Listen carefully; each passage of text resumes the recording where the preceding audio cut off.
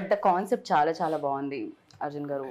2 కూడా అసలు అంటే నేను టీజర్ కింద ఒక కామెంట్ చదివాను, ఇది నాకుంది నా బయోపిక్ లా ఉంది అని ఎవరో పెట్టారు. ఫస్ట్ కామెంట్ అది అదే కనిపిస్తుంది. సో ఇలాంటి ప్రాబ్లం కూడా ఉందా అని నాకు తెలియదు నిజంగా. రియల్ ప్రాబ్లం ఇది యాక్చువల్లీ. ఓకే, ఇక్కడ మనలో మనకు తెలిసిన వాళ్ళలో ఎవరికైనా ఉందండి?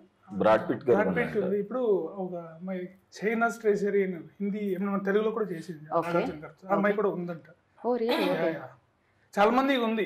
అంటే హాఫ్ ఉండదు. నాకు ఆల్రెడీ నేను ఈ కథ నరేషన్ చేసేప్పుడు నాకు అని చాలా మంది చెప్పారు. అంటే సగం సగం ఉంది అన్నట్టు, ఫుల్ గా లేదు.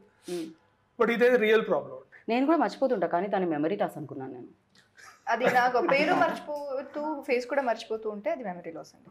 అంటే ఎక్కువ మందిని మీట్ చేస్తూ ఉంటారు కదా, అలానే చేస్తూ వచ్చే ఓకే బేసిక్ గా.